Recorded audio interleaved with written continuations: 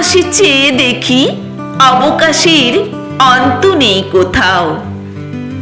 দেশকালের সেই সুবিপুল আনুকূল্যে তারায় তারায় নিঃশব্দ আলাপ, তাদের দ্রুত বিচ্ছুরিত আলো সংকেতে তপস্বিনী নীরবতার ধ্যান কম্পমান।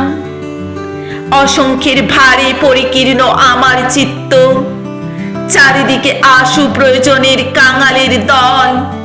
অসীমের অবকাশকে খণ্ড খণ্ড করে ভিড় করেছে তারা উৎকণ্ঠ কোলাহলে। সংকীর্ণ জীবনে আমার স্বর তাই বিজড়িত, সত্য পৌঁছয় না অনুজ্জ্বল বাণীতে। প্রতিদিনের অভ্যস্ত কথার মূল্য হলো দিন, অর্থ গেল মুছে। আমার ভাষা যেন কুয়াশার জরিমায় অপমানিত। হেমন্তের বেলা তার সুর পড়েছে চাপা। সুস্পষ্ট প্রভাতের মতো মন অনায়াসে মাথা তুলে বলতে পারে না ভালোবাসি। সংকোচ লাগে কণ্ঠের কৃপণতায়। তাই ওগো বনস্পতি, তোমার সম্মুখে এসে বসি সকালে বিকালে। শ্যামছায়ায় সহজ করে নিতে চাই আমার বাণী। দেখেছি তোমার পল্লব বস্তক অনায়াসে পার হয়েছে শাখাভুজ্যের জটিলতা।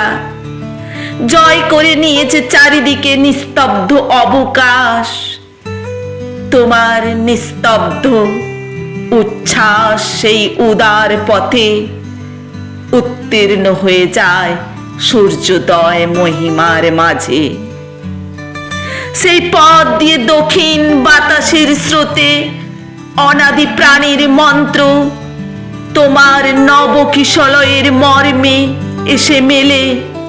বিশ্ব হৃদয়ের সেই আনন্দ মন্ত্র বাণী ভালোবাসি। বিপুল ঐৎসুক্য আমাকে বহন করে নিয়ে যায় সুদূরে। বর্তমান মুহূর্তগুলিকে অবলুপ্ত করে কালহীনতায় যেন কোন লোকান্তরগত চক্ষু জন্মান্তর থেকে চেয়ে থাকে আমার মুখের দিকে। চেতনাকে নিষ্কারণ বেদনায় সকল সীমার পরপারে দেয় পাঠিয়ে। ঊর্ধ্বলোক থেকে কানে ভেসে আসে সৃষ্টির শাশ্বত বাণী ভালোবাসি। সেদিন যুগান্তের রাত্রি হলো অবসান। আলোকের রশ্মিভূত বিকীর্ণ করেছিল এই আদিম বাণী আকাশে আকাশে। সৃষ্টি যুগের প্রথম লগ্নে প্রাণ সমুদ্রের মহাপ্লাবনে তরঙ্গে তরঙ্গে দুলেতেছিল এই মন্ত্র বচন।